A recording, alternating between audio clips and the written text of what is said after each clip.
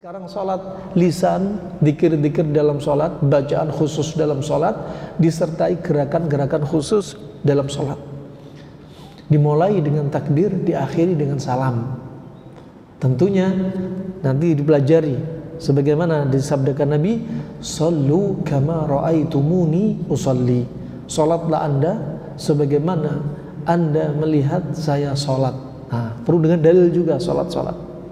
Berikutnya naik step berikutnya zakat. Pada zakat ini ya terkait dengan harta, dan Allah tahu siapa kita. Allah alim, Allah Maha mengetahui. Ya, dengan zakat ini, karena zakat ini urusan harta dan tabiatnya manusia itu mayoritasnya kikir, bakhil, pelit. Sampai kata Imam Al-Mawardi rahimahullahu ta'ala, seandainya zakat menjadi rukun Islam yang pertama, niscaya sedikit sekali umat manusia yang masuk Islam, karena terkait dengan harta. Ya. Kalau masalah lisan, gerakan kita mungkin enak, tapi ketika harta mungkin mikir berkali-kali. Ketika untuk harta itu untuk urusan syahwat dia, makan, minum, beli keperluan dia, mungkin dia tidak banyak mikir. Tapi ketika untuk urusan Allah, berkurban untuk Allah subhanahu wa ta'ala, ya, maka kadang mereka mikir berlipat-lipat. Kenapa demikian? Karena memang ini makarnya syaitan yang ingin menampakkan di depan mata kita dengan kemiskinan, ya'idukumul faqr, ingin dijanjikan kepada kita kemiskinan kalau kita banyak infak, sedekah, zakat. Kemudian naik berikutnya puasa. Pada puasa ini didapati apa-apa yang ada di dalam tahapan sebelumnya terkumpul pada puasa. Pada puasa kita banyak-banyak zikir. Sampai Nabi SAW bersabda, bertanya kepada para sahabatnya radhiyallahu anhum ajma'in, "Man khairukum fi Ramadan?" Siapa di antara kalian yang paling baik di bulan Ramadan? Yang paling baik di bulan Ramadan. Dan Nabi menjawabnya sendiri, ya, khairukum fi Ramadan aktsarukum dzikra. Orang yang paling baik di antara kalian di bulan Ramadan adalah yang paling banyak zikir. Wah, ini zikir dengan lisan. Kalau tadi syahadat dengan lisan, ini bulan Ramadan zikir. Kemudian juga di bulan Ramadan juga ditambah syariat, yaitu salat tarawih. Yang tadinya salat, ada salat nafilah rawatib, ya, salat wajib, ditambah ada salat tarawih. Ada salat tarawih, qiyamul lail. Ya, Nabi SAW bersabda, "Man qama ramadhana imanan wa ihtisaban ghufira lahu ma taqaddama min dhanbih." Barang siapa yang menegakkan malamnya dengan salat, ya, dalam keadaan yakin, iman, wahtisaban, mengharap pahala dari sisi Allah subhanahu wa ta'ala, maka akan diampuni dosa-dosa dia. Dengan syarat apa tadi? Iman, yakin, wahtisaban, mengharap pahala, akan dihapus dosa kita yang telah lalu. Nah, juga di bulan Ramadan, selain itu apa? Kita juga termasuk banyak membaca Al-Quran. Dan induknya zikir adalah Al-Quran, ummul zikir adalah Al-Quran, lisan lagi. Ya, makanya Ramadan dijuluki syahrul it'am wa syahrul Quran. Ramadan dijuluki hari di mana orang banyak memberi makan dan banyak orang membaca Al-Quran. Berikutnya di bulan Ramadan juga sebaik-baik kita mengeluarkan harta kita untuk infak dan sedekah. Makanya usahakan semua ini bisa Anda datangi. Anda punya kekuatan untuk bisa sholat dan baca Al-Quran, Anda juga punya harta untuk infak sedekah. Jangan jadi orang yang lemah untuk infak sedekah. Makanya berdoa kepada Allah Subhanahu wa ta'ala. Nabi SAW juga bersabda, "Afdhalus sadaqah sadaqatun fi Ramadan." Sebaik-baik sedekah adalah sedekah di bulan Ramadan. Tuh. Sebaik-baik sedekah adalah sedekah di bulan Ramadan. Apa bedanya infak sama sedekah? Infak ini lebih khusus, condongnya ke arah uang. Adapun sedekah lebih umum, condongnya ke apa? Lebih umum, bisa berwujud uang atau wujud pakaian, wujud makanan, wujud ya, dan lain sebagainya. Wah, ini tadi ada zakat dan di sini ada sedekah, sama-sama terkait dengan harta. Subhanallah. Ya, dan berikutnya pula di bulan Ramadan juga lebih berat. Dia menahan lapar, dahaga, menahan syahwat, menahan dari berucap dari ucapan-ucapan yang dusta, kemaksiatan. Sebagaimana Nabi telah bersabda, ya, man lam yada' qawla zur wal amala bi wal jahl falaysa lillahi haja yada' ta'amahu wa syarabah. Barang siapa yang dia tidak mencegah dari ucapan-ucapan keji, kata-kata kotor, ya, berbuat dengan amalan-amalan maksiat, ya, dan dia melakukan kebodohan dalam hal tersebut, maka dia tidak butuh penjagaan lapar dia dan dahaga dia, nggak butuh.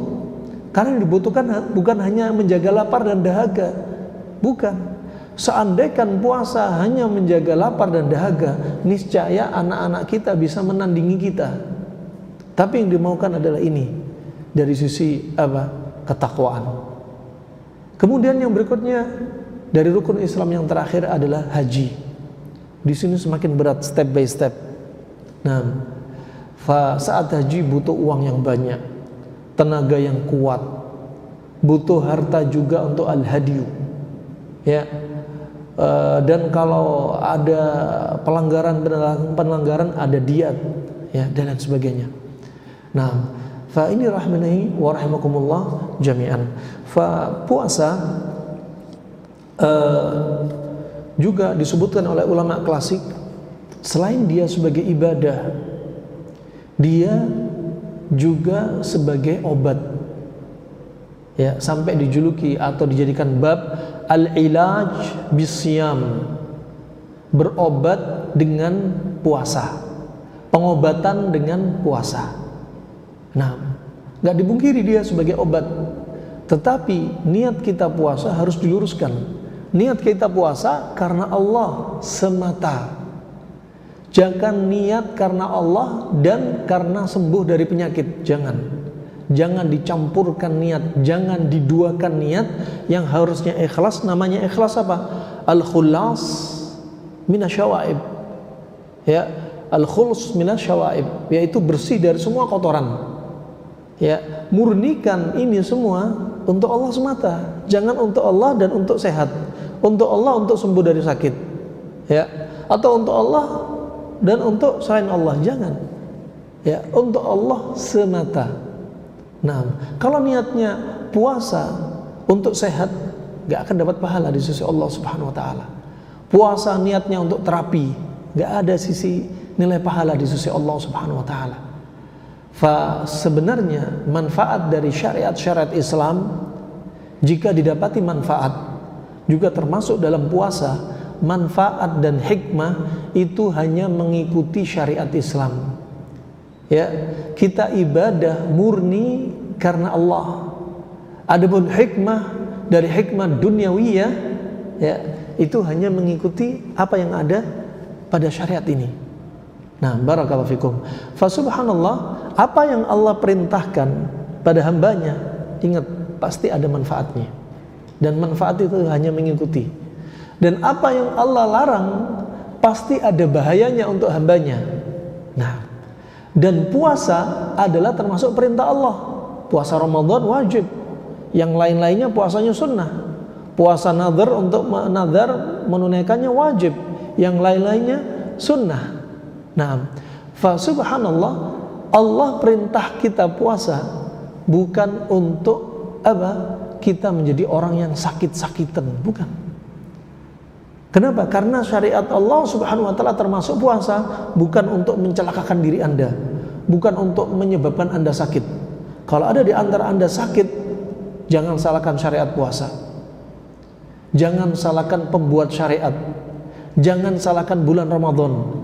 Jangan salahkan takdir Allah Subhanahu wa ta'ala. Tapi apa? Salahkan diri Anda. Makan apa sahur tadi? Bukanya Anda seperti apa? Apa aja yang dimakan ketika buka? Ya, setelah sholat tarawih makan apa saja? Ngapain saja? Nah, sampai sahur lagi. Subhanallah. Ini rahimani wa rahimakumullah jami'an. Allah asy-syafi. Allah itu Maha Penyembuh. Gak mungkin Allah membuat syariat puasa untuk bikin kita sakit. Justru dengan puasa kita sehat. Ya, Allah Ar-Rahman Ar-Rahim, Maha Pengasih, Maha Penyayang. Gak mungkin Allah ingin umatnya disiksa dengan puasa yang menafikan rahman dan rahimnya Allah. Allah Al-Alim, Allah Al-Khabir, Allah Maha mengetahui dengan detailnya perkara. Gak mungkin Allah gak tahu dengan puasa ini kita sakit-sakitan gara-gara puasa. Tidak. Allah Al-Hakim, Maha bijaksana. Gak mungkin Allah menjadikan ini menunjukkan puasa itu menunjukkan tidak bijaksananya Allah Subhanahu wa taala. Ini rahimani wa rahimakumullah jami'an, harus husnudzon dengan Allah Subhanahu wa taala. Ya, harus husnudzon dengan Allah Subhanahu wa taala. Kalaupun menunjukkan ada orang sakit, ya, ketahuilah sakit itu ketika di bulan Ramadan sebenarnya bukan karena syariat puasa. Karena apa? Pertama, karena pola makan dia, lifestyle dia, aktivitas dia di Ramadan. Bisa jadi dia berlebihan di siang hari aktivitas, akhirnya sakit. Bisa jadi dia di antaranya menyelisihi sunnah Nabi, ya. Apa sunnah Nabi? Sahur. Tasahharu fa inna fis sahuri barakah. Sahurlah Anda karena pada sahur itu ada padanya keberkahan. Ya. Wal yahud wan nasara la yatasahharun. Orang Yahudi dan Nasara mereka enggak sahur. Selisihilah mereka. Jangan samai mereka, makanya sahur. Nah, dan sahurnya kapan? Diakhirkan juga. Lihat tata cara bagaimana Nabi SAW mengajarkan. Ya, sampai disebutkan seringnya sahurnya Nabi seperti seseorang itu antara sahur dan adzan fajar itu seperti orang membaca 50 ayat dari Al-Quran, dari ayat pendek-pendek, yaitu sekitar 15 menit. Ini sunnah-sunnah. Bahkan kata para ulama, barang siapa sengaja tidak sahur, dia telah menyelisih sunnah Nabi, telah menyelisih sunnah Nabi SAW. Dia sakit, ternyata tata cara dia sahur salah, yang dimakan salah, ya. Atau kadang dia nggak sahur, sengaja meninggalkan sahur, kemudian dia sakit. Jangan salahkan syariat. Juga Masya Allah bimbingan Nabi ketika buka puasa, dari Anas bin Malik, Ibn Abbas, Aisyah radhiyallahu anha, Nabi biasa awal menunya kurma rutab. Kalau nggak dapat kurma kering, kalau nggak dapat beberapa teguk air. Nah, ada yang mengatakan kurma kan itu makanan orang Arab, kurmanya di negeri kita ya pisang goreng. Nah, jadi bukannya pisang goreng. Nah, ini ajib. Ini perlu diperhatikan. Semua itu ada hikmah. Ketika perut kosong, yang baik dikonsumsi adalah yang manis-manis. Sahurnya Nabi pilihnya kurma. Ni'ma suhurul mu'min at-tamr. Senikmat-nikmat sahurnya seorang mukmin adalah kurma. Buka puasanya rutab. Ini udah beda. Kurma kering karena kalori lebih tinggi sehingga lebih bertahan untuk puasa. Kurma rutab karena pilih kurma rutab untuk membasahi tenggorokan. Makanya doa buka puasa, dhahabat dhama'u wabtalatil uruq wa thabatal ajur, insyaallah telah hilang rasa dahaga, basalah kerongkongan. Ya, dan tetaplah pahala bagi orang yang puasa. Nah, kurma rutab dibanding kurma kering beda. Kurma rutab lebih cepat dicerna. Makan kurma rutab disebutkan qabla ayyusalliya, sebelum salat. Setelah makan kurma rutab langsung salat. Sehingga habis makan kurma rutab jangan makan nasi, jangan makan protein hewani. Ya, jangan banyak minum minuman es-esan, langsung Anda salat. Ya, sehingga antara jarak makan buah dan makan besar itu hikmahnya dipisah. Ya, karena kata Ibnu Qayyim, buah ketika makan buah langsung makan makanan seperti ini akan menimbulkan pembusukan. Sambil makan besar kemudian makan buah, sambil makan buah menimbulkan pembusukan. Habis makan besar, dessertnya buah akan menimbulkan pembusukan. Nah, subhanallah ajib.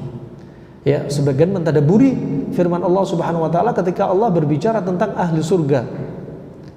Berbicara tentang ahli surga, kebiasaan ahli surga kalau makan, walaupun ini enggak bisa menjadi sunnah, tapi sebagai bahan tadabbur, dan ulama kedokteran Arab klasik membenarkan hikmah di balik ini. Wa faqihatin mimma yatakhayyarun wa lahmi tayrin mimma yashtahun. Ya, dan buah-buahan ahli surga yang mereka inginkan, yang mereka pilih untuk dimakan. Wa, kemudian makan daging burung yang mereka inginkan. Di situ ada huruf waw. Huruf waw dalam bahasa Arab yufidu al-muhlah, memberikan makna jarak. Memberikan makna jarak, al-muhlah, Masya Allah. Ini rahmani rahmatullah jami'an. Ya, maka kalau kita sebenarnya sakit ketika kita puasa, koreksi diri kita. Kita sendiri yang menjerumuskan diri kita kepada penyakit. Ya, saya puasa tambah sakit mah. Saya puasa berat badan tambah naik. Saya puasa ya ternyata kolesterol tambah tinggi, gula darah naik. Koreksi, ada apa dengan diri Anda?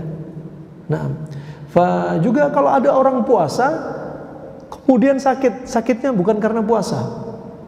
Kalau sakit karena puasa pasti tata cara yang salah. Imma ekstrim kanan, ya puasanya terlalu sering untuk puasa sunnah. Kalau Ramadan memang 1 bulan, ya.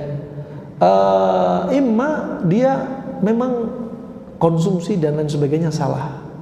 Nah, nggak dipelajari, padahal ini ada dibahas oleh para ulama klasik. Atau ekstrem kiri, dia memang nggak pernah puasa, wala sunnah wala puasa wajib, ya, dan dia sakit-sakitan. Kalau ada orang sakit sudah terlanjur sakit sebelumnya, justru Allah yang menunjukkan rahman rahimnya. Allah sampaikan dalam surat Al-Baqarah ayat 185, wa man kana maridhan aw ala safarin fa iddatun min ayyamin ukhra. Barang siapa ada yang sakit atau dalam kondisi safar, hendaknya diganti dengan hari yang lain. Ini justru Allah sayang. Kalau ada orang sakit, justru disuruh ganti hari yang lainnya. Ya, tapi sakit atau safar, masyaqqahnya, bebannya itu bertingkat-tingkat. Ringan, sedang, berat. Kalau kira-kira hanya ringan, sakitnya ringan, tetap dia puasa. Safarnya dia ringan, ya, jaraknya nggak terlalu jauh, pakai mobil, ada AC-nya, nyaman, ya tetap dia puasa. Nah, di sini menunjukkan apa? Kata Ibnu Qayyim, ada isyarat penjagaan kesehatan dalam Al-Quran. Nah, juga termasuk kaidah yang kedua dalam Al-Quran yang menunjukkan isyarat, yaitu apa? Agar kita juga menjaga diri kita dari penyakit dan gangguan. Al-himyah anil mu'dhi. Ya, al-himyah anil mu'dhi. Contohnya apa? Contohnya ketika terkait dengan darah haid dan nifas. Allah berfirman, wa yas'alunaka anil mahid. Ya, dan mereka bertanya kepadamu wahai Muhammad tentang darah haid. Katakan wahai Muhammad, qul huwa adzan, dia adalah najis, kotor. Makanya ketika wanita haid, laki-laki nggak boleh hubungan intim sama istrinya. Kenapa? Dia kotor, dia gangguan, dia penyakit, darahnya bisa penyakit. Disebutkan ahli laborat dari Mesir, rahimnya orang darah haid ada virus atau bakteri khusus di rahimnya. Kemudian ketika hubungan intim, ya ada hormon semacam oksitosin keluar dari tubuhnya, sehingga apa? Akan memperparah perdarahan dia. Kemudian disebutkan juga ketika hubungan intim ketika haid akan menyebabkan apa? Endometriosis dan kista pada rahim. Nah, adapun di sana ada dalil yang lemah, hadis yang lemah. Diriwayatkan As-Suyuti, hubungan intim ketika haid, anak yang muncul ya hasil dari hubungan intim ketika haid, anaknya akan timbul anak yang banci. Tapi hadisnya lemah, nggak bisa jadi dalil. Wah, ini rahmani rahmakumullah jami'an. Kaidah yang ketiga dalam Al-Quran menunjukkan isyarat tentang ilmu pengobatan, yaitu apa? Al-istifraq minal mawad al-fasidah. Ya, mengosongkan dari unsur yang berbahaya. Termasuk mengosongkan dari unsur yang berbahaya dengan cara apa? Ini puasa yang akan kita bahas. Dengan puasa dibuang racun-racun tubuh kita. Dengan puasa plak-plak di pembuluh darah dan usus kita dibuang. Dengan puasa sel-sel yang sudah tua dibuang. Dengan puasa leukosit dinaikkan. Ya, sebagaimana dilansir dari pihak yaitu Dinas Kesehatan dari salah satu daerah di negeri kita, ya, menyebutkan bahwasanya manfaat puasa justru meningkatkan kesehatan kardiovaskuler. Kesehatan apa? Jantung dan peredaran darah pada jantung. Subhanallah. Orang yang gagal jantung, dekompensasi kordis, jantungnya sudah bengkak. Jantung besar, jantung itu seperti kepalan tangan kita. Ketika dia bengkak, bukan tambah kuat pompanya, justru pompanya tambah lemah. Sirkulasi darah lemah, ya, timbul apa? penumbukan cairan di paru-paru, penumbukan cairan pada kaum laki-laki di testisnya, buah pelirnya, permisi akramakumullah, juga di kakinya, jalan berapa meter sesak. Ini orang yang seperti ini, puasa itu sudah sangat membantu. Ini testimoni mereka. Ketika kami dapati mereka yang masalah gagal jantung, ketika puasa lebih enteng, lebih nyaman, Masya Allah. Nah, kemudian juga menurunkan tekanan darah. Ya, dengan puasa menurunkan tekanan darah, juga menurunkan gula dalam darah, juga diantaranya membuang lemak, ya, juga diantaranya meningkatkan kesehatan jantung, juga bisa bikin awet muda dan memperpanjang umur. Umur di sisi Allah, ya, takdir di sisi Allah dari umur, tapi di sana ada sebab-sebab yang kita perlu ambil, sebab-sebab yang kira-kira kita nggak gampang sakit, ya, nggak gampang sakit yang mengantarkan kematian, ada sebabnya, ya. Jangan difahami mutlak umur di sisi Allah terus Anda nggak ngambil sebab. Makan ngaco, ya, pola tidur ngaco, nggak pernah olahraga, ya, yang masuk nggak peduli halal haram, ya, umur di sisi Allah, tapi gara-gara sebab diri Anda sendiri bisa mengantarkan kepada kematian. Makanya semuanya ada sebab, ya. Juga demikian diantaranya dengan sel-sel tua dibuang, saat itu diganti sel muda. Ini sebenarnya resep awet muda dengan puasa. Tapi nggak boleh ekstrem kanan. Ekstrem kanan kebanyakan puasa, ya, puasa Daud, ayam melbit, semua Senin Kemis dipadetin semua, dia ekstrem, ya, sampai apa, hak-hak tubuh nggak dipenuhi, akhirnya akan menyebabkan sakit. Sebagaimana seorang sahabat, ya, ketika diwasiatkan Nabi untuk tidak terlalu banyak, tidak terlalu sering puasa, namanya terlalu itu nggak terpuji.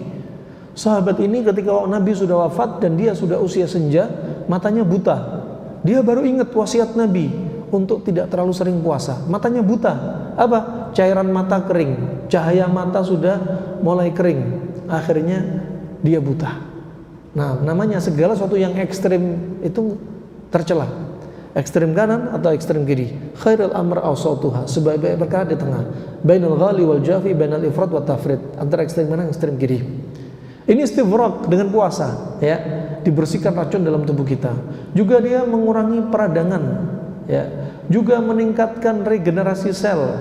Semakin Anda banyak makan, sel pada tubuh Anda semakin banyak keracunan. Jadi sehat itu bukan banyak-banyakan makan, tapi sehat itu cukup dengan makanan. Makanya Nabi SAW bersabda, bihasbi bini Adam ukulatin hatta yuqimna sulbah. Cukuplah anak Adam makan itu beberapa suap sampai tulang punggung tegak. Kata Ibnu Qayyim, di sinilah kebutuhan makan primer. Adapun kebutuhan makan sekunder, kata Ibnu Qayyim, dari hadis Nabi ini, setelahnya ini, wa in kana la mahala fa thuluthun li ta'ami wa thuluthun li syarabi wa thuluthun li nafasih. Sepertiga untuk makanan, makanan itu tanah, unsurnya tanah. Sepertiga untuk air, ya, minuman, dan minuman itu air. Dan sepertiga untuk nafas, nafas itu udara, kata Ibnu Qayyim rahimahullah ta'ala. Ini kebutuhan makan sekunder, cukup. Jadi sehat itu bukan banyak-banyakan makan, tapi sehat itu apa? Cukup sampai tulang punggung tegak walaupun hanya makan berapa suap. Seperti Aisyah yang membentuk rumah tangga dengan Nabi di usia 9 tahun, badannya sangat kurus, menjadi gemuk ideal, sebagaimana riwayat Ibnu Majah disahkan Syekh Albani rahimahullah ta'ala, bukan karena banyak makan-makan, bukan karena makan daging, hanya makan apa? Kurma rutop dengan timun. Pada kurma, Masya Allah, ya, ada protein, ada karbohidrat, ada zinc, ya, ada besi, juga ada vitamin C, ada vitamin B, kemudian juga ada vitamin A, kemudian juga ada magnesium, ada potasium, kemudian ada kalsium, ada kalium, ada semua dalam kurma. Subhanallah, ajib. Ini rahmani rahmakumullah jami'an. Dia juga melindungi otak. Puasa melindungi otak. Ya, lihat, orang yang terlalu banyak makan, ya, apalagi membuat otak menjadi lembab. Efeknya apa ternyata? Bikin dia ngantuk, bikin dia konsentrasinya lemah, bikin dia hafalannya lemah, bikin dia daya pikirnya kurang. Ya, pada anak-anak bikin apa? Bikin speech delay. Ya, juga ngomong gagap, ya, dan lain sebagainya. Fa ini rahmatullah jami'an. Juga pada puasa untuk mengurangi produksi protein yang berbahaya. Akhirnya kalau orang banyak makan, jarang puasa, lihat gara-gara protein yang numpuk timbullah asam urat, timbullah kemudian di antaranya yang menumpuk juga asam-asam ya, laktat dan lain sebagainya numpuk di otot-otot juga. Akhirnya otot selalu terasa pegel, tegang dan lain sebagainya. Ternyata protein yang berlebihan ya, tertimbun juga di bawah otot. Kemudian juga di antara manfaatnya mendorong respon stres yang sehat ya. Wah, subhanallah, puasa ini justru makanya ketika dibimbing oleh Nabi SAW, ketika kita dizalimi, kita nggak usah balas marah sama mereka ya, cukup Anda sabar dan katakan inni shaim ya, aku adalah orang yang berpuasa ya. Ini sebagai melatih diri kita untuk melatih sabar ketika Ramadan, ketika puasa dan puasa-puasa yang lainnya ya. Bahkan Nabi juga bersabda, laisa syadid bisar'ah walakin syadid liman yamlik nafsahu indal ghadab. Bukanlah orang yang kuat ya, orang yang gentle itu adalah orang yang menjatuhkan lawannya, tapi orang yang bisa mengendalikan hatinya ya, untuk mengendalikan sabarnya ketika amarah muncul. Itulah hakikat. Ini pelatihan jiwa kita dari dari stres-stres dan lain sebagainya. Kemudian membantu pemulihan cedera. Nah, ketika Anda banyak makan, darah semakin kotor. Darah kotor inilah racun bagi sel-sel. Nah, ketika Anda ternyata nggak makan terlalu banyak, leukosit naik, darah jadi encer, membawa oksigen yang cukup, nutrisinya kaya akan nutrisi. Di mana? Dipasok untuk daerah yang ada cederanya, daerah yang mengalami cedera. Lihat, terapi diantaranya untuk menyembuhkan seperti luka dengan cara Di antaranya dibekam di sekitar luka, termasuk tulang yang habis trauma patah, dibekam di sekitarnya, keluarin darah barulah yang akan mempercepat proses penyembuhan baik pada tulang ataupun sel jaringan. Subhanallah, ajib. Nah, kemudian juga diantaranya dia menyehatkan kulit. Itu ajib, subhanallah. Diantaranya semakin banyak makan kok bisa berdampak kepada kulit gelap, kulit kotor. Ternyata karena darah kotor memberikan suplai pada sel-sel, akhirnya darah kotor ikut berdampak kulit gelap. Subhanallah, ajib. Orang yang biasa rutin mengeluarkan darah ternyata ya berdampak kepada cerahnya kulit. Makanya Nabi SAW ketika datang para sahabat, ya Rasulullah si fulan sakit, ahjum, bekam dia. Ya Rasulullah si fulan sakit, bekam dia. Baik bekam atau terapi pengeluaran lainnya, fasdu, kalau bekam termasuk tibun nabawi, fasdu termasuk kedokteran Arab klasik, ataupun donor darah, membersihkan darah. Ini juga termasuk terapi istifraq, mengeluarkan racun dalam tubuh. Ya, puasa juga mengeluarkan racun, membuang darah mengeluarkan racun, terapi muntah juga mengeluarkan racun. Kata Ibnu Qayyim, kalau bisa rangsang lambung, ya pegang ufula untuk muntahkan isi lambung kita, ya dengan rutin. Nah, fa ini rahmini rahmakumullah jami'an ya. Kemudian meningkatkan fungsi organ tubuh. Nah, seperti liver, kalau dikasih banyak makanan, lama-lama dia fungsinya berkurang. Dikasih minum air dingin terus, minumnya sekali teguk terus, liver akan lemah. Loh, kok tahu? Nabi yang bersabda, diriwayatkan Suyuti dengan sanad yang sahih ya, atau hasan li ghairi.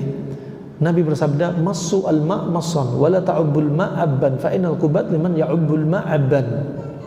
Minumlah air pelan-pelan, jangan sekali teguk. Karena penyakit liver itu muncul bagi mereka yang minum air sekali teguk. Kenapa? Air itu dingin. Ketika diminum sekali teguk, liver akan melemah karena kedinginan. Subhanallah. Apalagi kalau dinginnya dingin es, liver lemah. Karena liver ini butuh pemanasan untuk pencernaan. Ya, kalau pemanasan didinginkan, akhirnya dia akan memanaskan beberapa kali lipat untuk timbul panas lagi setelah didinginkan. Ya, makanya cara minum apa? Beberapa teguk yang diajarkan Nabi. Minum, berhenti dulu. Minum, berhenti dulu. Pelan-pelan, bukan langsung sekali teguk. Subhanallah.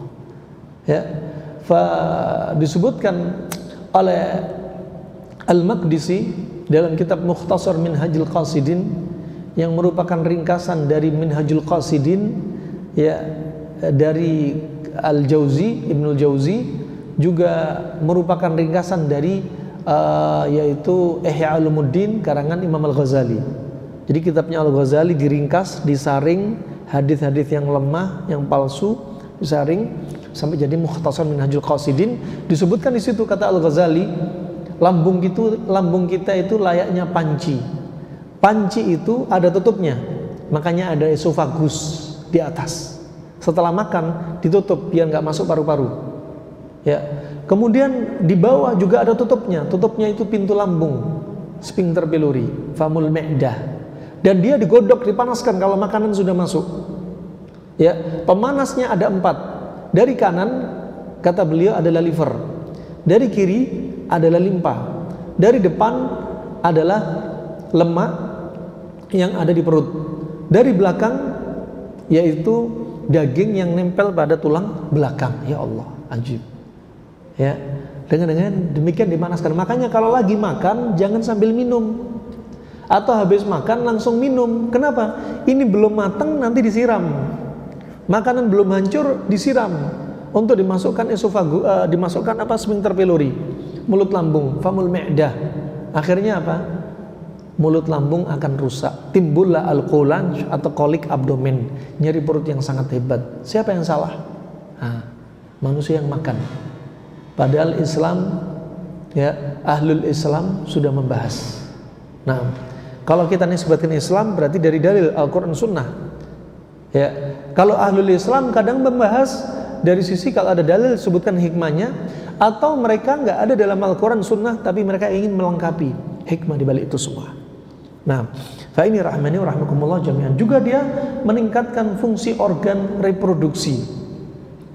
Nah, semakin Anda banyak makan, ya, justru masalah reproduksi bermasalah. Ada orang yang mandul, ya, suami istri atau salah satunya. Ada orang yang habis punya anak terus lama bertahun-tahun nggak punya anak. Apa sebabnya? Ternyata Imam Suyuti membahas faktor pembentuk sperma dan ovumnya wanita, mani laki, mani perempuan, substansi utama pembentuknya adalah darah.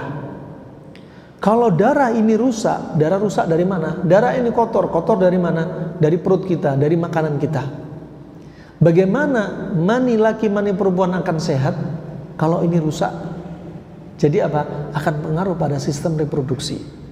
Bahkan masalah wanita, ya, juga muncul sekian banyak masalah wanita. Di antaranya apa? Kista, mioma, endometriosis, dinding rahim tebal, dinding rahim tipis, haid nggak teratur, nyeri ketika haid, ya, dan kanker, tumor, ya. Ya, ini muncul mandul. Kenapa? Ini ujung-ujungnya ini makanan dan darah kotor. Subhanallah. Kemudian rahimahumullah jami'an, ya, yang berikutnya kita lihat pembahasan Ibnu Qayyim rahimahullah taala. Ini hanya muqaddimah. Barusan ini muqaddimah, ya. Jadi dalam Al-Qur'an tadi ada 3 konsep pengobatan. Pertama apa? Hifdzus shihah, menjaga kesehatan. Contohnya apa tadi? Seperti, ya, man kana maridhan aw ala safarin fa iddatu min ayamin ukhra, ya. Seperti tadi yang kita sebutkan dari ayat ini, ya, man kana maridhan aw ala safarin fa iddatu min ayamin ukhra. Ini menunjukkan apa? Penjagaan kesehatan, biar kita nggak tambah sakit gara-gara apa? Gara-gara penyakit, gara-gara kita puasa. Sudah sakit, safar, dia memaksakan puasa. Nanti khawatir tambah sakit, makanya Allah tidak menginginkan demikian. Ya, kemudian contoh orang hamil menyusui, sama. Orang hamil menyusui juga demikian. Jika khawatir dengan kondisi ibu hamil, ya, khawatir dengan janinnya, ibu menyusui khawatir air susunya berkurang, ya, khawatir babynya juga kurang susu, maka apa? Ada rukhsah menunjukkan Allah apa? Alim, khabir, Allah syafi, Allah hakim, ya, Allah rahman, Allah rahim. Nah, juga yang kedua tadi apa? Al-himya anil mu'dhi, menjaga dari gangguan. Contohnya apa? Terkait wanita haid, nggak boleh mendatangi wanita haid ketika sedang haid, nggak boleh hubungan intim. Adapun orang Yahudi, orang-orang yang ekstrem kanan, berilmu tapi nggak beramal. Terkait wanita haid, kata Ibnu Katsir dalam tafsirnya dari ayat ini, orang Yahudi berkeyakinan memegang wanita haid, menyentuhnya, tidur bersamanya haram. Hubungan intim dengannya lebih-lebih haram. Orang Nasrani, mereka yang disebutkan, ya, orang Yahudi disebutkan al-maghdubi alaihim, Allah murka kepada mereka. Ya, dalam surat Al-Fatihah ayat ke-5, demikian tafsirnya. Ad-dhalin, yaitu orang-orang Nasrani. Ya, mereka yang dikeluarkan dari al-haq. Kenapa? Karena mereka beramal tanpa ilmu, nggak ada ilmunya. Nah, dan mereka punya keyakinan wanita haid dan nifas itu apa? Nggak haram untuk disentuh, nggak apa-apa untuk tidur bareng, dan tidak mengapa untuk hubungan intim. Sedangkan umat Islam di tengah, mereka berilmu dan beramal dengan ilmu yang ada dalilnya dari Al-Quran dan Sunnah. Ya, wanita haid dan nifas nggak boleh disentuh. Boleh disentuh, boleh tidur bersama, tapi nggak boleh hubungan intim. Ini indahnya Islam. Ya, penutup semua, ya, ajaran-ajaran yang sebelumnya sebagai penyempurna. Fa ini rahmani wa rahimakumullah jami'an. Fa berkata Ibnu Qayyim rahimahullah, saumun, as-saum junnah min adwa'ir ruh wal qalb wal badan. Ya, puasa itu adalah sebagai tameng dari apa? Dari penyakit-penyakit ruh, dari penyakit-penyakit hati atau jantung maksudnya, dari penyakit-penyakit badan. Ya, sebagai tameng, ya, dari semua penyakit ini. Kemudian juga kata beliau, manafi'uhu tafutu al-ihsa wa lahu ta'thir ajib fi hifdz as-sihah. Ya, dan manfaatnya sangat banyak sampai orang-orang mungkin nggak bisa ngitung lagi, saking banyaknya manfaatnya. Dan dia punya pengaruh yang sangat ajib, mengagumkan bagi tubuh ini dalam hal kesehatan. Dia menghilangkan al-fadhalat, ekskresi, ya, segala sesuatu yang nggak berguna di dalam tubuh. Wa habsin nafs an tanawuli mu'dhiyatiha, dan dia mencegah diri dia, jiwa dia, dari segala sesuatu yang mengganggunya, dari makanan atau aktivitas-aktivitas yang membahayakan diri dia, ya. Wala siyama idza kana bi'tidalin wa qasdin fi afdali awqatihi syar'an wa hajatul badani ilaihi tab'an. Dan terutama ini apa? Jika dalam keadaan seimbang. Nah, jika dalam keadaan seimbang dan dimaksudkan sebagai apa? Sesuatu yang paling afdal menurut waktu secara syariat dan kebutuhan dia bagi badan, ya, secara tabiatnya. Kemudian berkata Ibnu Qayyim rahimahullah, wa taqtadi itharahu. Kemudian apa? Thumma inna fihi min irahati al-quwa wal a'dha. Dan dengan puasa ini apa yang didapati? Akan didapati apa? Kekuatan pada anggota tubuh atau organ. Kekuatan itu justru mengalir. Ya, ketika orang terlalu banyak makan, ya, justru tubuh berat, organnya berat semua, kelelahan. Ya, tetapi ketika dia mencukupkan diri dengan makanan, ya, tidak terlalu banyak makan, justru kekuatan di situ. Makanya berapa kali kami dapati ketika keliling berjumpa dengan sekian banyak orang, setelah mereka mempraktekkan, yuk sahur ini loh, pede aja, sahur itu kurma udah cukup, lebih perfect lagi kurma sama timun, kurma sama semangka, ada pasangannya. Itu subhanallah di antara mereka yang sudah merasakan khasiatnya, di antaranya apa? Badan terasa ringan, perut nggak begah lagi. Ya, ketika siang dia nggak lemes. Justru ketika sahurnya berat, sahurnya masya Allah nasi ayam, nasi sama kambing, nasi sama bebek, masya Allah berat-berat semua. Justru dia lemes, siang hari lemes, untuk zikir lemes, untuk sholat lemes, untuk baca Al-Quran lemes, untuk sholat rawatib saja lemes. Nah, kemudian ujung-ujungnya ketika tarawih ngantuk, badan berat. Nah, fa ini rahimani rahmatullah yang perlu dipertimbangkan. Kemudian wa fihi khasiyatun taqtadi itharahu, dan di sana ada kekhususan dari puasa ini yang menimbulkan dampak reaksi positif. Di antaranya apa? Tafrihuhu lil qalbi ajilan wa ajilan. Membuat hati ini ya, itu apa? Riang gembira. Dalam keadaan apa? Dalam keadaan sekarang ataupun nanti. Dalam keadaan sekarang kenapa? Disebutkan Nabi SAW, farhatani lisaim, dua kebanggaan bagi orang yang puasa, ketika berbuka dan ketika berjumpa dengan Rabbnya. Ya, ini dua kebanggaan. Kebanggaan sekarang ketika buka, seneng banget. Jangan lupa ketika itu ada doa mustajab. Seneng, doa dikasih doa mustajab. Nah, doa. Kemudian makan, seneng. Kebanggaan berikutnya ketika berjumpa dengan Allah Subhanahu wa taala. Ajilan sekarang, ajilan nanti ketika berjumpa dengan Allah Subhanahu wa taala. Ya. Ini rahimani wa rahimakumullah jami'an, sampai disebutkan dari hadis Abdullah bin Amr ya, yang disahihkan oleh Syekh Muqbil rahimallahu taala,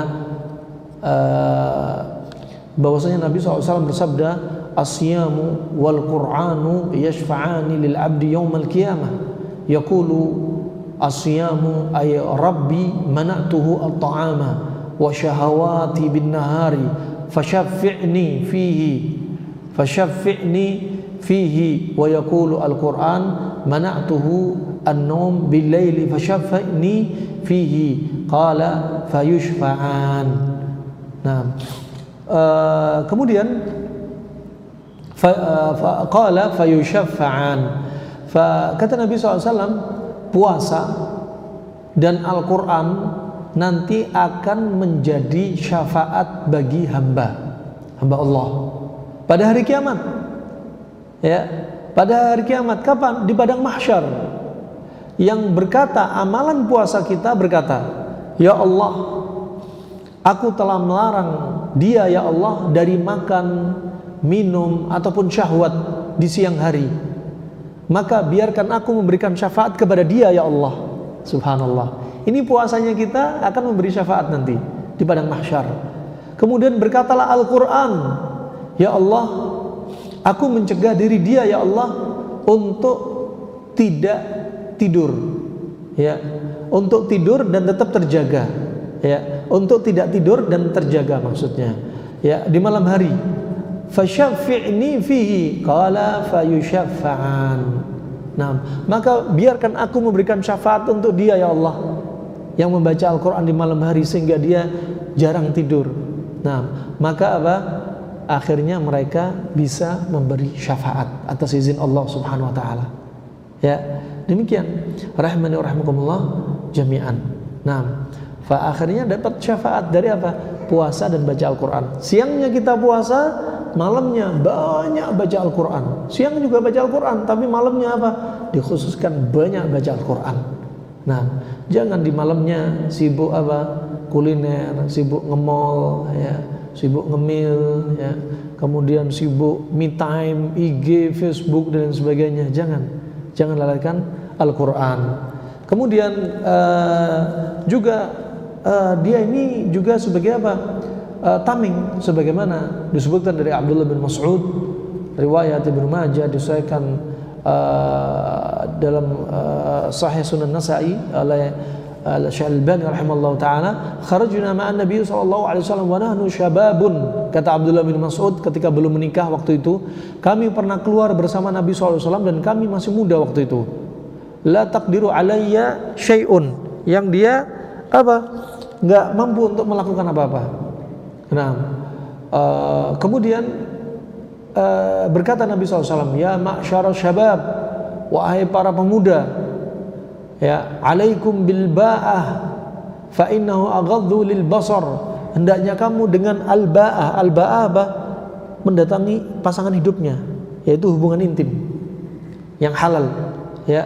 Fa innahu aghaddu lil basar, karena hubungan intim itu, dengan hubungan intim itu apa? Menjaga pandangan mata kita, ya, menjaga pandangan mata kaum suami. Makanya ibu-ibu jangan sampai menolak suami di malam hari ketika Anda diajak mereka untuk hubungan intim. Ya, termasuk dosa besar menolak ajakan suami. Ya, sampai disebutkan apa? Malaikat melaknat dia dari suami tidur dalam keadaan marah sampai fajar, dilaknatlah istrinya. Istri si suami ini. Ini menunjukkan apa? Dosa besar. Ya. Kenapa? Di siang hari si suami ini apa? Menghadapi fitnah. Fitnah wanita. Apalagi di zaman kita sekarang nggak seperti zamannya sahabat. Wanita berpakaian tapi telanjangnya ngeri banget. Di zaman sahabat wanita berpakaian tapi telanjang bisa dihitung jari. Ya. Wah, di zaman sekarang dunia nyata, dunia maya, berpakaian tapi telanjang. Kadang orang bisa menjaga matanya ketika dunia nyata. Ketika dunia maya dia nggak bisa. Lagi searching dalil tiba-tiba lewat maksiat mendatangi dia, iklan wanita berpakaian tapi telanjang. Makanya tundukkan pandangan suami dengan layanan Anda. Ya, wahai kaum wanita, ya, Anda mungkin ketika punya pekerjaan rumah, Anda punya ART, dimanjakan oleh suami. Ya, punya ART, pekerjaan Anda digantikan. Ya, ketika Anda punya anak banyak, saking sayangnya suami kepada Anda dijadikan teman Anda, yaitu babysitter untuk merawat anak Anda. Kok masih malamnya masih menolak ajakan suami? Nasallallahu afiyah.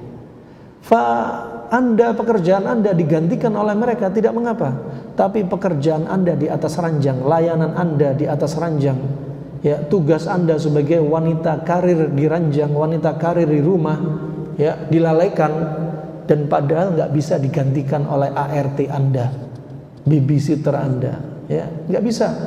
Makanya apa? Jangan tolak. Nggak ada dalilnya, ya, saya nggak mau ngelayani Anda wahai suamiku, kamu wahai suamiku, saya nggak mau. Kenapa? Lagi nggak mood sama kamu. Ya, syariat nggak ngajarkan Anda mood nggak mood. Pokoknya Anda udah layani. Sebagai seorang mukminah, ya, katakan pada suami Anda, Mas, permisi akramakumullah, ya, aku lagi nggak mood, ya, suasana hati lagi nggak enak, tapi aku milik kamu. Aku silahkan dirimu mau apakan diriku, yang jelas karena Allah Subhanahu Wa Taala. Itu harusnya. Nah, fa ini rahimanakumullah, jangan koreksi diri Anda yang menolak ajakan suami. Kenapa? Karena ini diantara manfaatnya apa? Ghaddu lil basar, lebih menundukkan pandangan mata. Semakin Anda layani suami Anda, semakin kuat kekuatan dia untuk menundukkan pandangan matanya. Ya, nah, fa ini yang perlu diperhatikan. Sebaliknya kalau dia nggak dilayani, mata dia liar di luar, jelalatan. Ya, kalau dia sudah dilayani masih jelalatan, ya ini perlu diruqyah ini. Nah, kemudian rahimanakumullah jami'an, wa ahsanu lil farj, dan dia lebih menjaga kemaluan. Sudah dipuaskan dengan istrinya, ya, mata dan kemaluan dijaga semuanya. Karena inilah perantara masuknya panah-panah iblis melalui pandangan wanita ini yang haram untuk dilihat, kemudian diproses di jantung. Setelah di jantung, panah racunnya disebarkan ke seluruh tubuh, tangan akan membenarkan. Jika fitnah yang dilihat tadi di depan mata, tangan akan menggerakkan gadgetnya untuk melihat yang haram yang lainnya. Ya. Kemudian kakinya akan membenarkan untuk melangkahkan, mencari tempat untuk dia berbuat maksiat. Kemudian kemaluannya juga akan membenarkan apa yang dia lihat diproses di jantung untuk kemudian dia berzina. Nasallahu alaihi. Maka apa? Bantu suami Anda untuk menundukkan pandangan matanya. Dan wahai kaum ummahat, kaum akhwat, juga bantulah kaum laki-laki untuk menundukkan pandangan mereka. Jangan pasang foto di sosmed. Jangan pakai apa? Sepatu-sepatu yang apa? Bikin fitnah. Baju-baju walaupun hitam jangan dipakai kayak kupu-kupu dan lain sebagainya. ya, renda-renda hiasan, jangan. Nah, ini yang perlu diperhatikan. Kemudian, faman lam yastati' minkumul ba'a fa 'alaihi bis-shaum fa inna shauma lahu wija. Ya, barang siapa yang tidak bisa mendatangi pasangannya, misalkan dia belum mampu hartanya, untuk maharnya belum mampu, ya, untuk nikah juga belum siap, ya, maka apa? Fa 'alaihi bis-shaum, maka hendaknya dia puasa. Karena apa? Puasa bagi dia itu wija, ya, sebagai tameng. Tameng apa? Untuk ruh dia, tameng untuk jantung dia, hati dia, tameng untuk apa? Badan dia, ya, untuk badan dia. Kemudian yang berikutnya kata Ibnu Qayyim rahimahullah, wa huwa anfa'u syai' li ashabil amzijatil baridati warudbati walahu ta'thirun 'azimun fi hifdzi sihhatihim. Dan yang paling manfaat dari puasa ini adalah sangat bermanfaat untuk tubuh manusia yang dia ada campuran al-baridah ar-rutbah. Al-baridah ar-rutbah yaitu apa? Tubuh yang bersifat dingin lembab. Makanya ajib, Anda lihat ketika musim-musim pandemi kemarin, Anda lihat 2 tahun berlalu, 2 Ramadan berlalu, Anda lihat ketika bulan Ramadan angka penderita COVID yang opname di rumah sakit turun drastis. Kenapa demikian? Karena dengan puasa ini menghilangkan dingin lembab. Ya, Anda kebanyakan makan makanan akhirnya menimbulkan dingin lembab. Dingin lembab inilah faktor pencetus sekian banyak penyakit. Diriwayatkan As-Suyuti dengan sanad yang lemah, tapi maknanya dibenarkan oleh para kedokteran klasik, baik klasik Cina ataupun klasik Arab ataupun Yunan. Mereka mengatakan, ya, dari hadis ini, ya, kalau hadis disebutkan tadi bahwa inna aktsaral maradhi bisababil barad aw tukham. Ya, sesungguhnya banyak penyakit yang muncul karena apa? Karena dingin dan dahak. Dingin dan dahak. Dokter-dokter klasik melihat, ya, ini cocok banget ini. Walaupun hadisnya lemah tapi maknanya benar. Anda lihat orang yang kena COVID, siapa mereka? Yaitu tubuh-tubuh mereka yang dingin lembab. Gak heran kalau sebelum kena COVID hidung sembab, tenggorokan lembab, paru-paru lembab.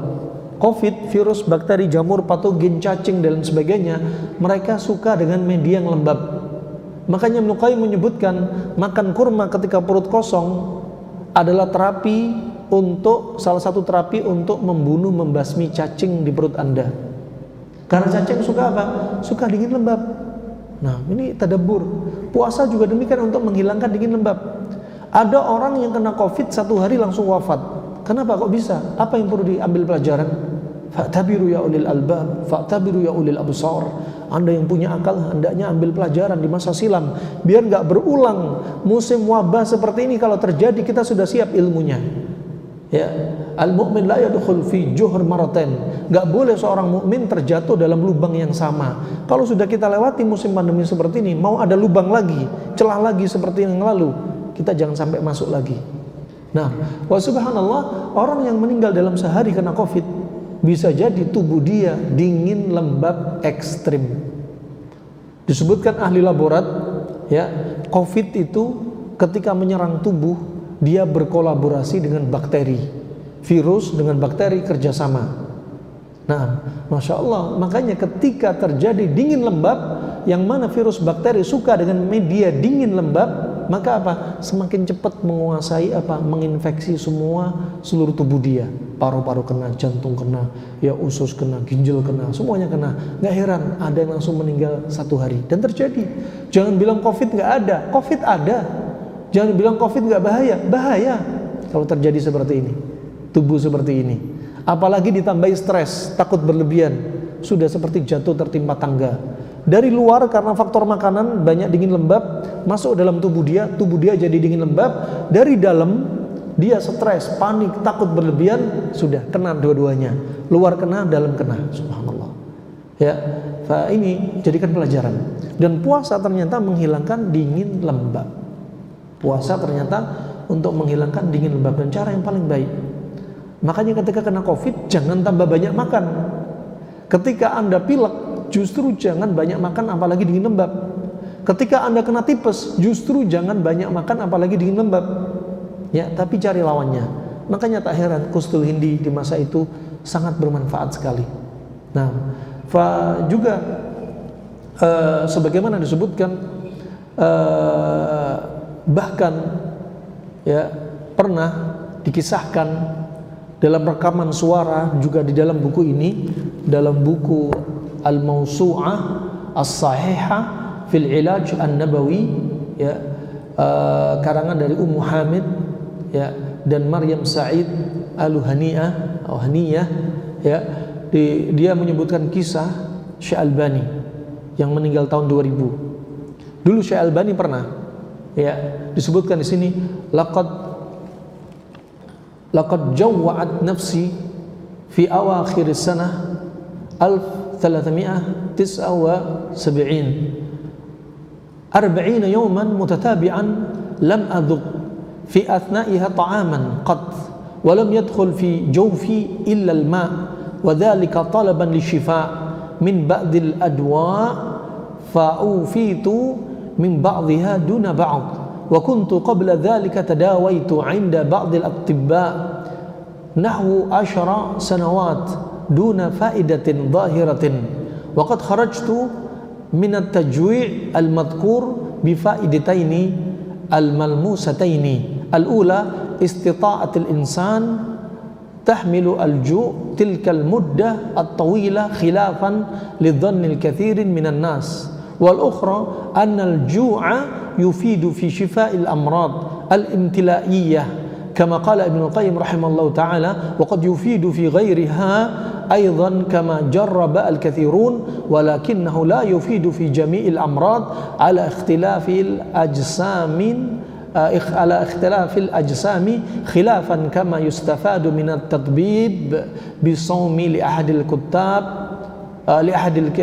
kitab al-Irubiyyin wa fawqa kulli dhi ilmin alim. Beliau sebutkan, dulu aku pernah diriku merasakan lapar pada akhir-akhir tahun 1379 Hijriah. Kita sudah di berapa? 1444. Beliau waktu itu mencoba pada akhir tahun 1379 Hijriah, ya. Beliau 40 hari enggak makan sama sekali. Selama 40 hari, ya, beliau sama sekali enggak makan, di dalam perutnya enggak ada masuk makanan kecuali hanya minum air. Enggak harus air zam-zam, air biasa. Ya. Dia berharap apa? Kesembuhan dari Allah melalui cara terapi ini. Kenapa? Karena beliau sebelumnya pernah penyakit apa? Pencernaan, undigested food, pencernaannya kacau, ittirabat fil am'a, ya, nyeri, juga al-qulanj, kolik abdomen, sakit Syekh Albani. Kenapa? Karena sebelumnya beliau makan apa? Seperti makanan yang belum terjaga. Kemudian beliau ketika membaca kitab-kitab di perpustakaannya, ya, beliau kalau membaca kitab biasanya naik tangga, nggak turun-turun, berjam-jam bisa berdiri di atas tangga ngambil kitab yang di atas. Saking asiknya baca kitab, lupa kalau beliau ada di tangga. Dan beliau membaca satu kitab ulama kedokteran Arab klasik, ya, terapi yang beliau lakukan ini, yaitu hanya minum air selama 40 hari. Ya, minum air selama 40 hari, kemudian apa? Dia katakan, kemudian Allah sembuhkan aku dengan cara terapi seperti ini. Ya, yang sekitar 10 tahun aku berobat kepada para dokter belum juga sembuh.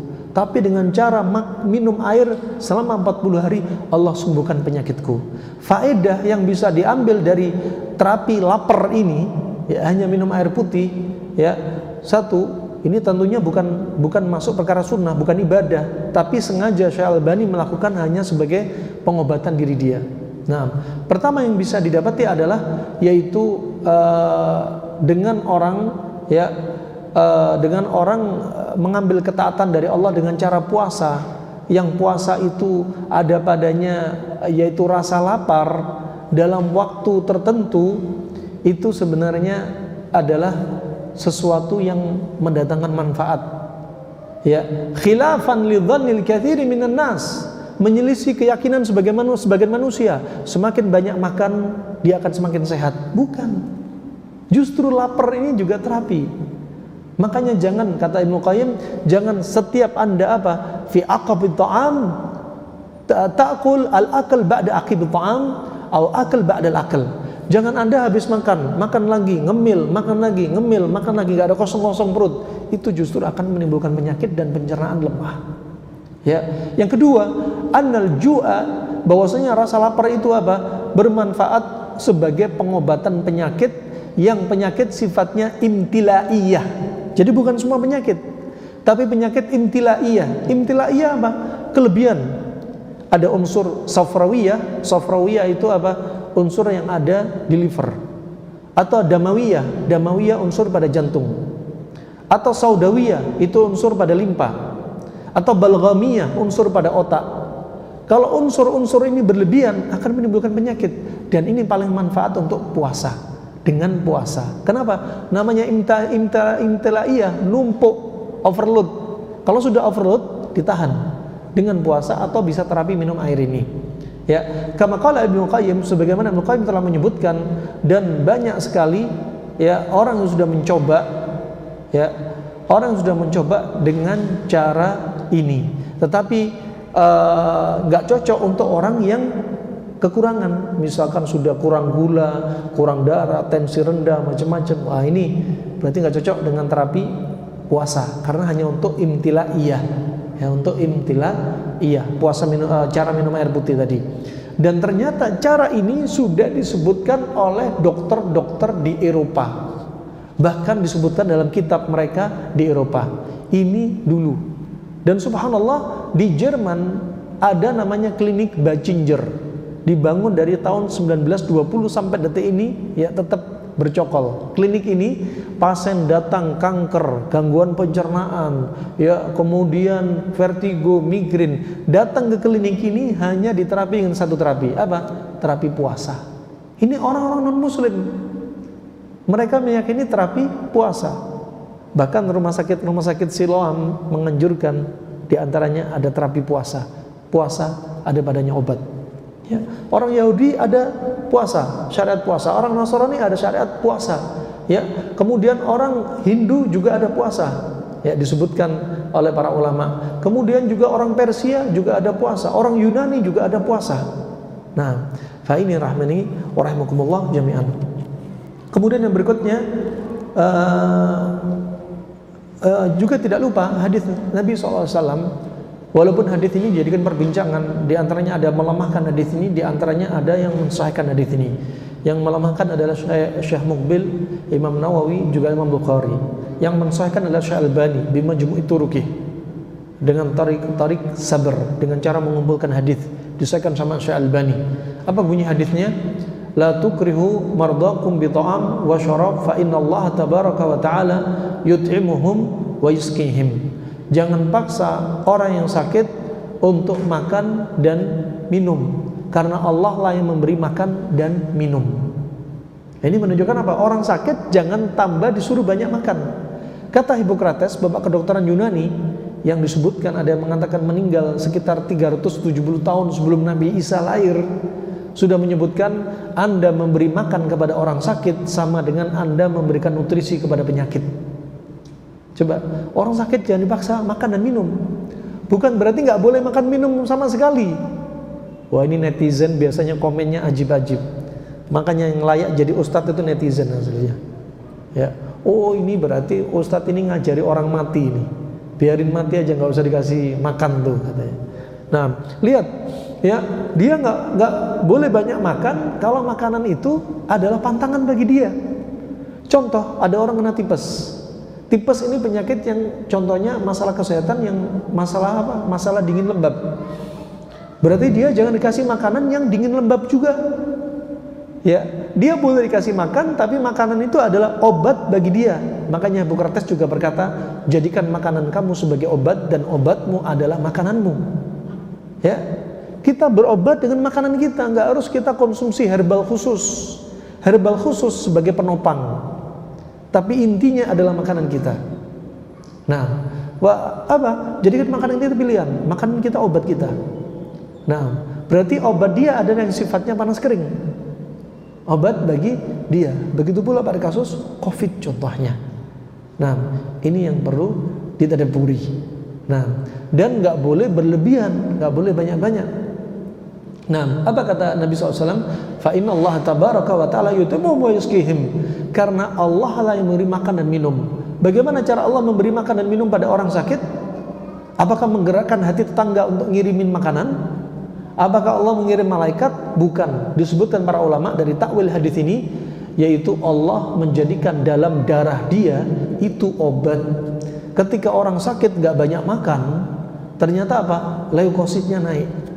Ketika orang sakit gak banyak makan, darah jadi lebih bersih. Ketika orang sakit gak banyak makan, sel-sel yang tua dibuang. Ketika orang sakit gak banyak makan, kelembapan dalam tubuhnya dibuang, sehingga patogen, virus, bakteri ataupun jamur disingkirkan dari media yang sudah gak cocok lagi sama mereka. Ya, ketika orang sakit gak banyak makan, saat itu organ pencernaan dan organ-organ tubuh gak terlalu terbebani. Makanya ketika sakit lidah pahit sebagai indikasi liver sudah lemah. Makanya ketika dia mulai sembuh dari sakit, nafsu makan bertambah sebagai indikasi liver dia sudah siap menerima makanan. Kenapa hilang nafsu makan? Sebagai alarm, bioritme dari Allah agar kita tidak memaksa diri kita makan makanan yang kita nggak suka. Nah, karena apa? Kata Ibnu Qayyim dari hadis Nabi SAW dari Maimunah, riwayat Imam Bukhari, ya, ketika dihidangkan daging kadal Arab, ya, atau dhab, ya, Nabi nggak mau makan. Di sini menunjukkan kalau seseorang memaksa makanan yang dia nggak suka, bahayanya akan lebih banyak daripada manfaatnya. Ya, subhanallah. Makanya nggak nafsu makan sebagai alarm. Seandainya lambung kita bicara, usus, liver bicara, Pak, Bu, tolong jangan siksa kami lagi dengan makanan Anda. Biarkan kami bersihkan makanan yang sudah ada. Nah, kemudian ada juga kadang reaksinya demam. Orang sakit demam. Dengan demam ini justru ingin menggodok apa? Kelembapan dalam tubuh kita. Yang mana lembab itu disukai dengan virus bakteri jamur. Digodok, dipanasin. Nah, wa ini rahimahumullah, ya, hikmah demi hikmah banyak sekali. Isyarat demi isyarat sangat banyak sekali. Kemudian wa huwa yadkhul fil adwiyati ar-ruhaniyah wat tabi'iyah. Dan puasa ini masuk dalam kategori obat rohani dan obat tabi'i. Obat alami dan obat rohani. Obat fisik juga obat jasmani dan rohani. Naam. Fa ini rahmani wa rahmakumullah. Makanya Allah berfirman, ya ayyuhalladzina amanu kutiba alaikumus syiyam kama kutiba alal ladzina min qablikum la'allakum tattaqun. Wahai orang yang beriman, wajib bagi kalian puasa sebagaimana orang-orang yang masa lalu berpuasa, ya, dan agar kalian menjadi orang yang bertakwa. Disinilah madrasah untuk menjadi kita orang yang bertakwa terbaik adalah di bulan Ramadan. Bukan pondok pesantren, bukan sekolah-sekolah SD, SMA, kuliah, tapi apa? Bulan Ramadan. Ya, bulan Ramadan inilah tempat kita untuk menjadi insan yang paling bertakwa. Ya. Nah, karena di bulan ini, bulan yang Nabi sudah mencontohkan, dia paling baik ada di bulan Ramadan. Dari penampilannya, dari amalannya, di bulan Ramadan. Bagaimana menghidupkan malamnya di bulan Ramadan. Kalau di bulan Ramadan, ya, dia ngentengin maksiat, gimana kalau di luar Ramadan? Kalau di bulan Ramadan dia enggak menjadi insan yang diampuni oleh Allah, gimana akan diampuni kalau di luar Ramadan? Di saat bulan yang Allah bukakan keberkahan, ya, Allah jadikan pintu-pintu maghfirah, ya, subhanallah, dia apa? Enggak mencari sebab-sebab, dia menjadi insan diampuni. Di sini makanya jadi apa? Jadi madrasah terbaik, tempat sekolah kita terbaik di bulan Ramadan ini. Ya, untuk menjadi insan yang bertakwa. Makanya obat rohani dan tabi'i, mengobati jiwa kita juga mengobati jasmani kita. Nah, fa ini rahmani rahmakumullah jami'an. Wa idza ra'a as-sa'imu fihi ma yanbaghi mara'atuhu tab'an wa syar'an 'azuma intifa' qalbuhu wa badanuhu bihi. Kalau dia seorang yang puasa ini menjaga diri dia, ya, menjaga dari sisi tabiat, dari sisi syariat, maka akan dihasilkan bagi hati dia dan badan dia manfaat yang sangat besar. Wa habsu anhu al-mawada al-ghariba al-fasidah, dan akhirnya apa? Dijaga diri dia dari apa? Dari unsur-unsur asing, unsur-unsur yang beracun yang ada di dalam tubuh dia. Wa azalal mawada ar-radi'a al-hasilah bihasbi kamali wa nuqsanih. Ya, dan akhirnya apa? Unsur-unsur yang racun bahaya tadi, unsur-unsur ekskresi yang kotor tadi, ya, dibuang, ya, dibuang.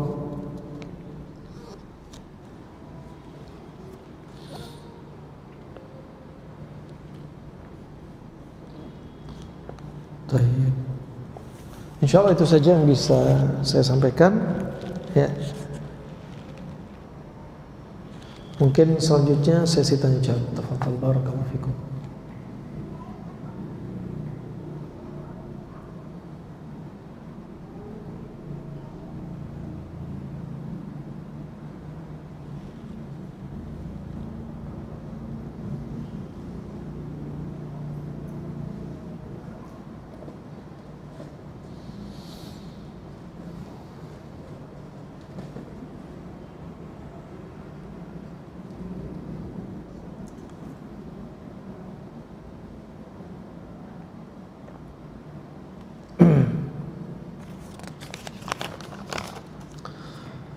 Bismillah, jazakallahu khair wa jazakillahu khair. Barakallahu fiik. Izin bertanya pada Allah, tulang hidung ana sudah 2 tahun bengkok, yang sebelah kanan saja, dan ada sinusitis walaupun tidak parah, sehingga mengakibatkan ana kesulitan bernafas. Nafasannya hanya sebelah kiri. Dokter menyarankan tulang hidung bengkok untuk dioperasi. Kalau bisa terapi ini dulu, terapi alternatif tulang dulu aja. Ya, terapi alternatif tulang dulu, jangan terburu-buru untuk dioperasi. Ya. Kemudian berikutnya untuk sinusitisnya, cara yang simple, ya. Anda ambil daun sirih 1 genggam, katakan 7 sampai 10 lembar, dicuci dulu, ya. Kemudian direbus dengan air setengah liter, kemudian dimatikan apinya, ditambah garam 2 sendok, kemudian ditambah air biasa agar air yang panas tadi jadi hangat. Kemudian istinsyak dan istinthar. Kapan dilakukan? Di pagi hari ketika matahari sudah mulai hangat, ya mungkin jam 7:30 lah, ya. Istinsyak, istinthar, ya. Tujuannya daun sirih tadi sebagai apa? Antiseptik, untuk membunuh kuman-kuman dan menghilangkan infeksi di sekitar sinus. Sinus itu ada 5 lubang di wajah kita, ya. Kemudian kemudian manfaat garam tadi apa? Untuk mengikat cairan yang sudah masuk sinus. Setelah air itu habis, kemudian apa? Menghadap matahari sekitar 15 menit untuk menguapkan apa yang sudah dilakukan tadi sebelumnya. Nah, semoga Allah sembuhkan Anda. Nah, miring tadi hidung, misalkan hidung miringnya ke kanan, ya. Diputar aja, sering diputar aja, diangkat, ditarik, diputar dikit-dikit. Nah, sambil dirutini, ya. Lakukan gerakan sebaliknya. Adapun untuk cairan sudah masuk pada sinus, tadi pakai itu tadi, ya, yang kita sebutkan caranya. Kemudian hindari atau kurangi makanan yang sifatnya dingin ataupun dingin lembab. Ya, Anda konsumsi porsi makanan yang panasnya lebih banyak. Untuk herbalnya, cari herbal yang sifatnya panas. Bisa tadi daun sirih, ya, ditambah garam tadi, bisa Anda teteskan propolis juga bisa. Diteteskan propolis 5 tetes atau 7 tetes. Kemudian propolisnya juga bisa diminum, ya. Bukan daun sirih garam tadi diminum, bukan, itu hanya untuk pemakaian luar. Tapi yang untuk minum propolisnya Anda konsumsi 7 sampai 10 tetes pagi sore rutin, ya, pagi sore rutin. Nah, hindari AC dulu, karena akan apa? Bikin semakin beku cairan yang ada di dalam sinus, apalagi AC-nya terlalu dingin, ya. Dan biasanya kalau sudah kronik, nafas sampai bau ketika sujud sakit.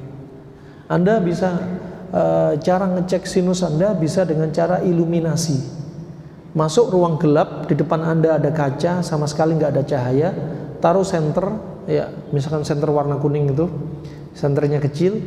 Buka mulut, ya, kemudian kulitnya dibuka, dimasukkan senter sini.